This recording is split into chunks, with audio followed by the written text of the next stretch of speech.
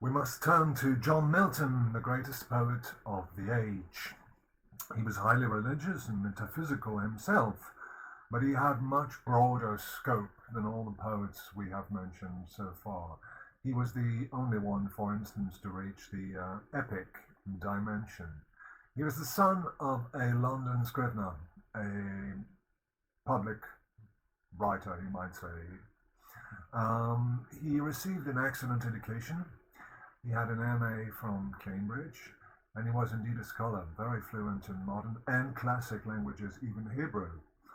The first part of his output corresponds to A Quiet Life in Berkshire, where he wrote delightful lyrical poetry, the twin poems L'Allegro and Il Penseroso.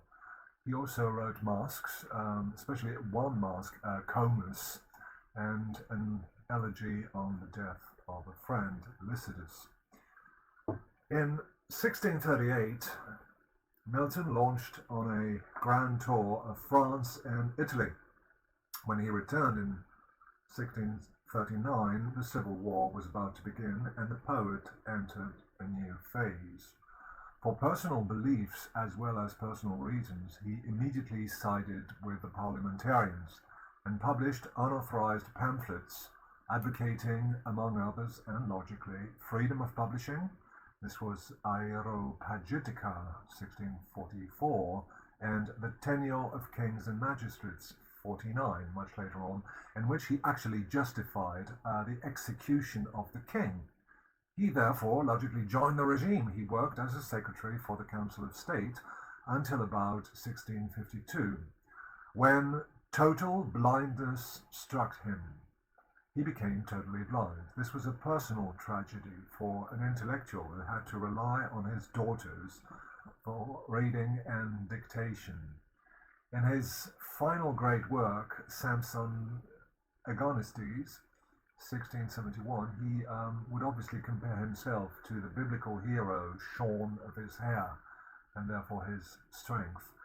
There is a very famous 19th century painting of Milton dictating Paradise Lost to his daughters. I have reproduced it here.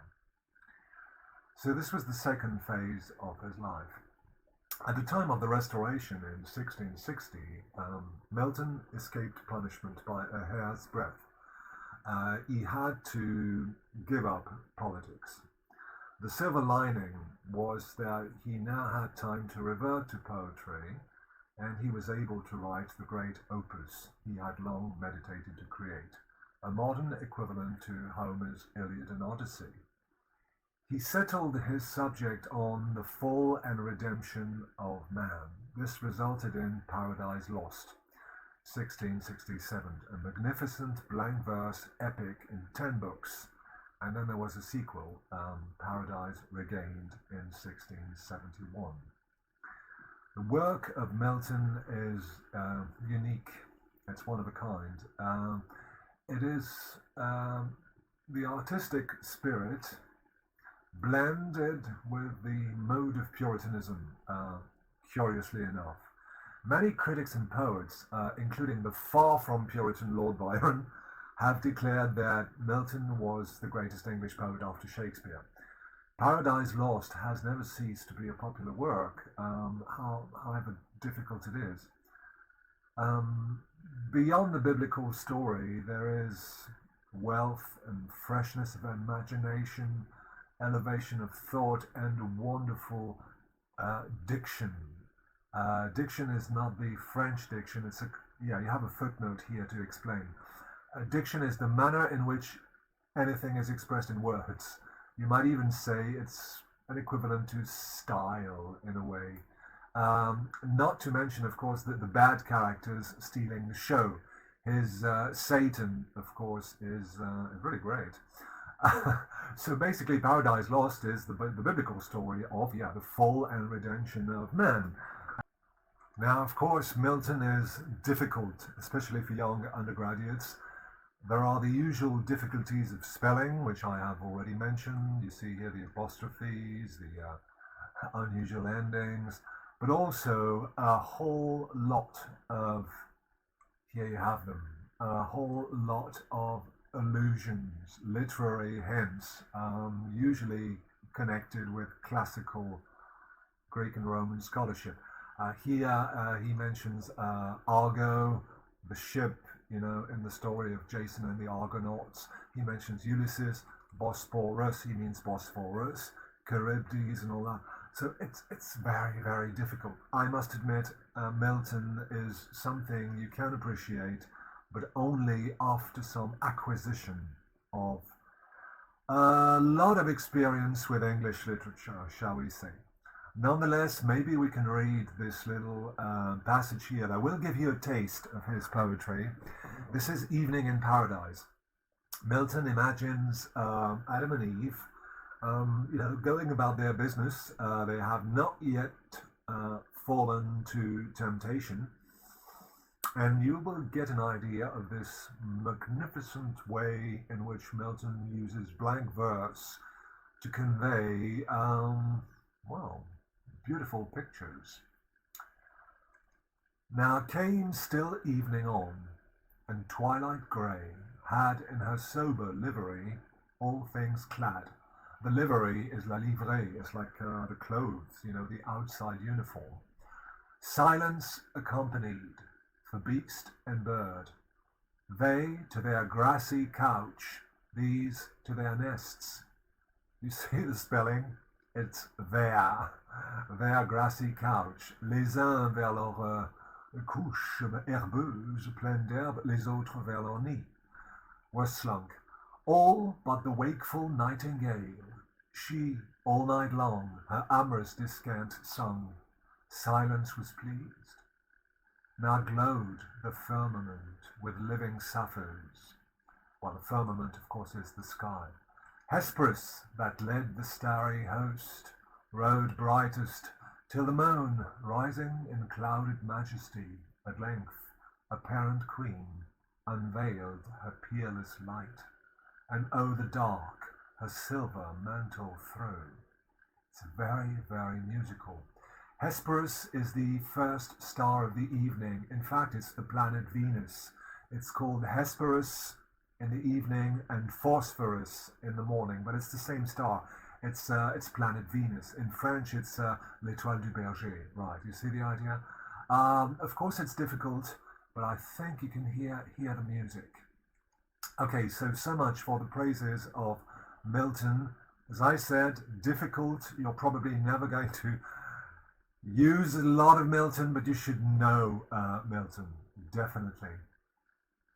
Okay, final section with which we have to deal is a section on essayists and philosophers, prose writers. That period is very rich in a number of important writers of this kind.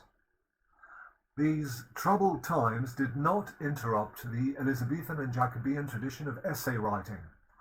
On the contrary, many intellectuals had to be very cautious, and writing short pieces with an amusing surface was often a way to convey more serious and daring views.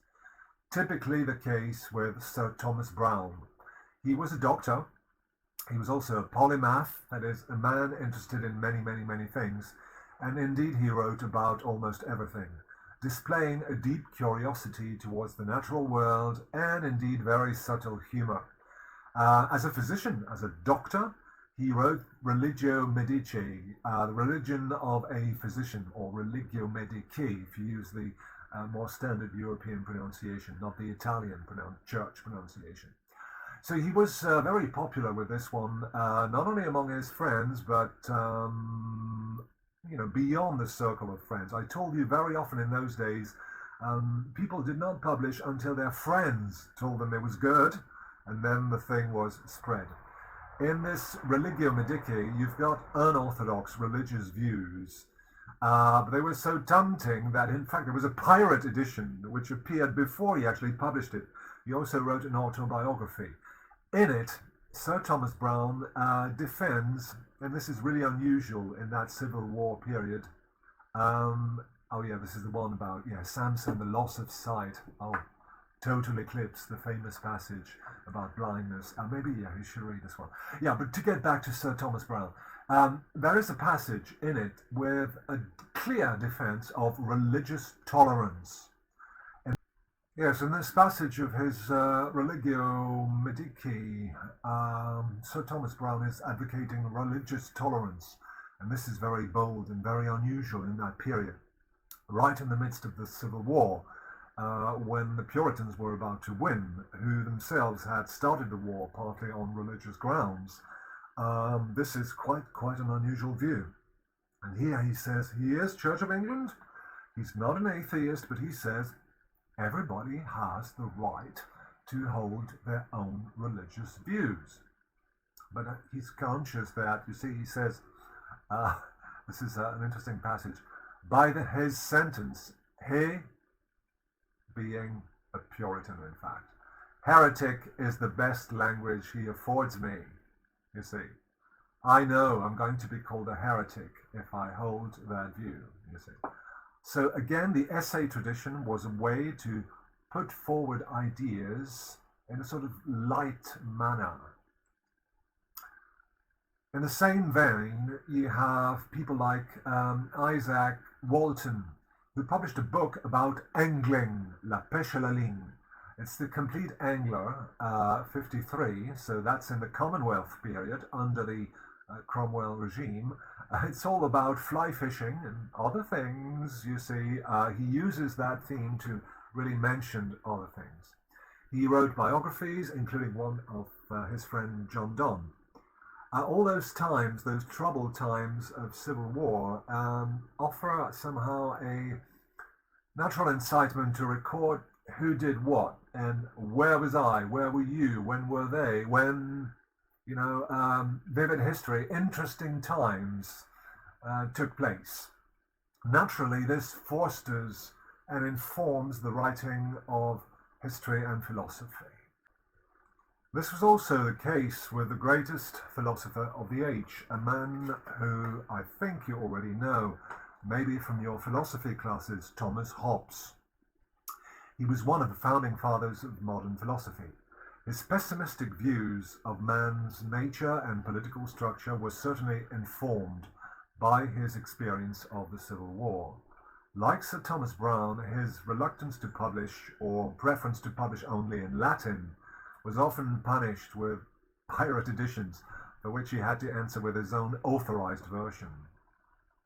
This was the case with his De Cue on the Citizen, 1641, which was definitely prophetic in propounding the notion that men without a strong band forcing them into order were in a state of bellum omnium contra omnes, the war of all against all. I suppose you know that very famous formula from your philosophy classes.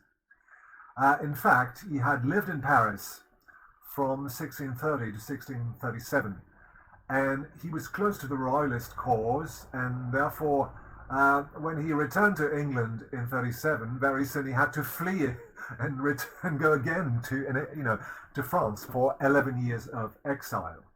And this is where he wrote his most famous work, Leviathan, 51.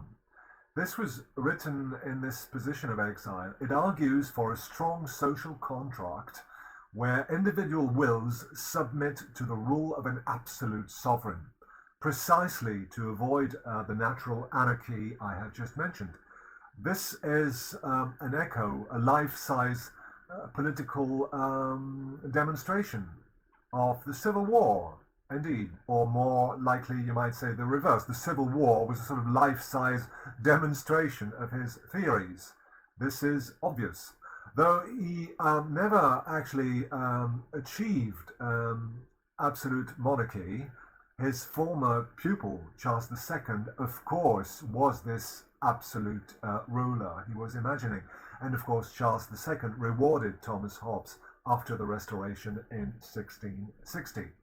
Here you have the famous, on the right, famous frontispiece of the Leviathan, with this great idea of the ruler with a body made up of the nation, of all the people coming together under his rule. Well, this is it. I have to end, as usual, with film and TV references. We have a lot on the civil wars, of course. A lot of it has a political bias, as you may expect. Somehow in England, much less so than the French Revolution in France, but still to a certain degree, the civil wars are still a fairly loaded topic. I would save only two items, fairly recent ones. There's a fairly good documentary on Charles I, Downfall of a King. It's a very recent documentary, 2019, 4 parts. Then in 2008, almost investigating the other side, there was a TV series called The Devil's Whore. This is a hint at a very famous formula by Martin Luther, who defined human reason as die Hure des Teufels, the devil's whore. It focuses on the changing mindsets of a number of people who are closer to the parliamentary side. There are some silly and predictable bits, but it's really interesting on French Puritans because it investigates a number of specific groups like the Levelers in particular. Okay, the basic must-reads are, well, definitely a few poems by John Donne, few poems by Milton. It's difficult, I must admit, and selected writings by Thomas Hobbes, which is far more accessible, I would say. Yes, I have included in the compendium, of course, a passage from Leviathan. Maybe you have studied the very same passage in your philosophy classes, so you could read that. So, Milton, Donne, Hobbes, very, very basic. I would add Vaughan and people like that, but maybe for you right now, just Donne, Milton, and Hobbes.